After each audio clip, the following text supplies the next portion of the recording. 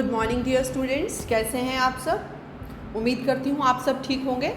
बच्चों, आपने कविता अच्छी तरह से याद कर ली होगी। आपको ये हमेशा बताया जाता है कि कम से कम कविता की 8 या 10 पंक्तियाँ तो आपको याद करनी ही हैं। इसको बच्चे अच्छी तरह से याद कर लेना। आपको मालूम है बच्चों कि जब भी हम कोई कविता याद करते हैं तो उसके कवि का नाम ज़रूर ध्यान में रखते हैं। तो बच्चों, आप पहले मुझे बताइए कि कवि का नाम क्या है। यस जी, कवि का नाम है चक्रधर नालिन। बच्चों, इस कविता में हमने ये पढ़ा था कि हर कोई इंसान कोई ना कोई कल्पना करता है, हर कोई ना कोई इमेजिनेशन करता ही। आप भी कुछ कुछ सोचते होंगे। तो जैसे जैसे हमारी टेक्नोलॉजी एडवांस हो रही है, अंतरिक्ष विज्ञान जो है वो भी उन्नति कर रहा है, वो भी प्रगति कर रहा है। तो बहुत लोगों की इच्छा ये है कि वो प्लैनेट पर जाकर रहें, मंगल ग्रह पर जाएं। तो यहाँ पर एक बच्चे के माध्यम से कवि ने अपनी इच्छा जाहिर की है। वो भी ये सोचता है कि वो मंगल ग्रह पर जाए और वहाँ वो क्या क्या चाह रहा है, जो भी वो सोच है उसकी, उसके बारे में इस कविता में दर्शाया गया है। ठीक है बच्चों, तो चलिए आज हम इसका बुक वर्क करते हैं। सबसे पहले है पंक्तियाँ पूरी करो। सबसे पहले पंक्तियाँ हैं, आपने ये कविता पढ़ी होगी। तो सबसे पहले है दिन के डैश, दिन के कितने हैं, दिन के घंटे हैं 24, वहाँ ना जल की धाराएं। नेक्स्ट है लुभावनी धरती उसकी, नव जीवन की आशाएं। तो ये आपको फिलअप्स में यहाँ दिया हुआ है, खाली स्थान है, ये आपको पूरा करना है। ठीक है बच्चों।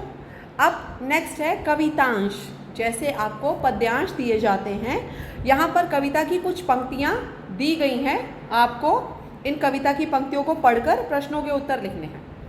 पहली कविता है, पहली लाइन है, शुष्क और वीरान भूमि पर उज्जवल हिम न पानी है, वहाँ न वर्षा नदियाँ झरने मिट्टी रेगिस्तानी है। इस कविता में कवि क्या कहता है कि जब वो मंगल ग्रह पर जाएगा, वहाँ पर जीवन की कल्पना कर रहा है, तो वहाँ क्या कह रहा है कि वहाँ की जो भूमि है, धरती है, शुष्क है। शुष्क मतलब सूखी है, वीरान है, सुनसान है, वहाँ पर कुछ नहीं है। वहाँ पर ना तो सफ़ेद बर्फ़ है और ना ही स्वच्छ पानी है।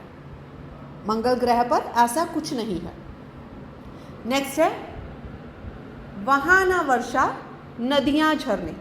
देखो, कुदरत ने ज़मीन पर कितनी चीज़ें बख्शी हैं। धरती पर बारिश भी होती है, नदियाँ भी हैं, झरने भी हैं, लेकिन वहाँ पर कहाँ पर, मंगल ग्रह पर ऐसा कुछ भी नहीं है।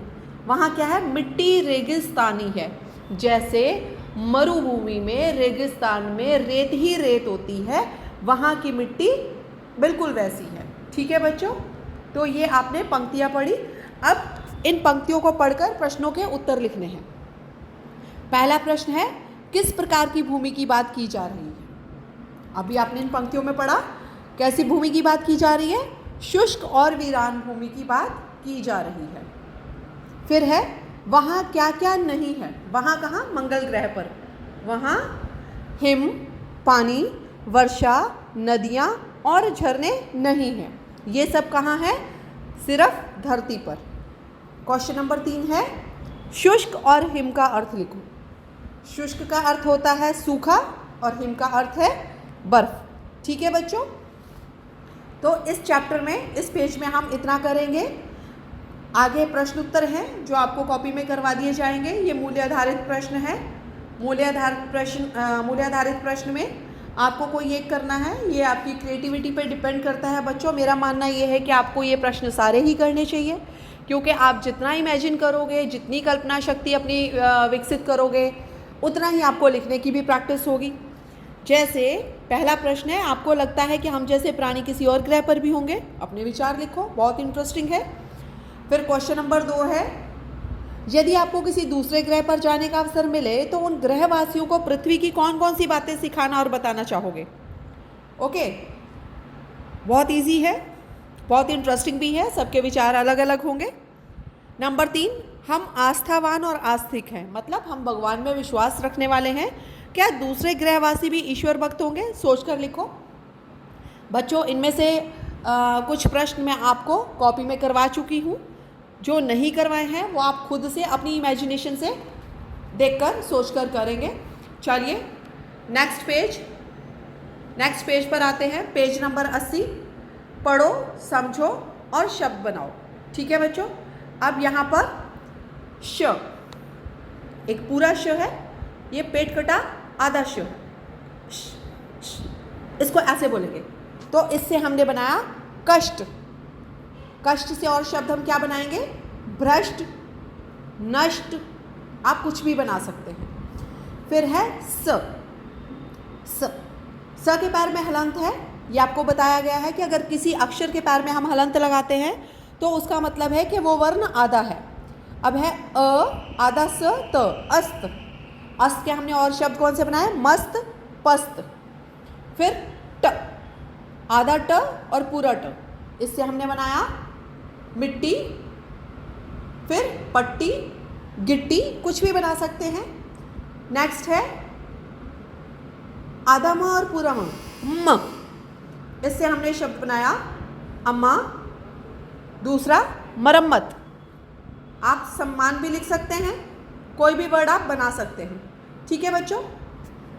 नेक्स्ट है एक वचन और बहुवचन शब्दों को छांट कर लिखो। यहाँ पर कुछ शब्द दिए गए हैं, इनमें से कुछ एक वचन है, कुछ बहुवचन है। एक वचन जिसमें एक चीज़ के बारे में बताया जाता है, बहुवचन जिसमें एक से अधिक वस्तुओं के बारे में बताया जाता है। तो आप इनको अलग अलग लिखेंगे। जैसे पहला है पौधे। पौधे क्या है? बहुवचन है, उसको बहुवचन वाली साइड में लिखेंगे। फिर गीत, ऑलरेडी एक वचन में लिखा गया है। नेक्स्ट है धाराएं। धाराएं, धाराएं बहुवचन है। फिर है धरती। धरती को हम एक वचन में लिखते हैं। नेक्स्ट पौधे, बताइए, ये बहुवचन है। फिर फूल, फूल जो है एक वचन है। पड़ोसी, पड़ोसी भी एक वचन है। घंटा, घंटा भी एक वचन है। फिर है झरने, झरने बहुवचन है। फिर नदियाँ, नदियाँ भी बहुवचन है। ठीक। नेक्स्ट है आशाएं। आशाएं भी बहुवचन है। तो हम इस तरह से एक वचन को एक वचन वाली लाइन में और बहुवचन को बहुवचन वाली लाइन में लिखेंगे। ठीक है बच्चों। अब नेक्स्ट है रुचि के अनुसार कोई एक करो। ये गतिविधियां हैं। This is totally depend upon you. If you want to do you can, totally based on your choice. ये है सामाजिक विज्ञान की अध्यापिका की मदद से, मतलब एसएसटी की टीचर की हेल्प की वजह से, हेल्प के साथ आप क्या करोगे?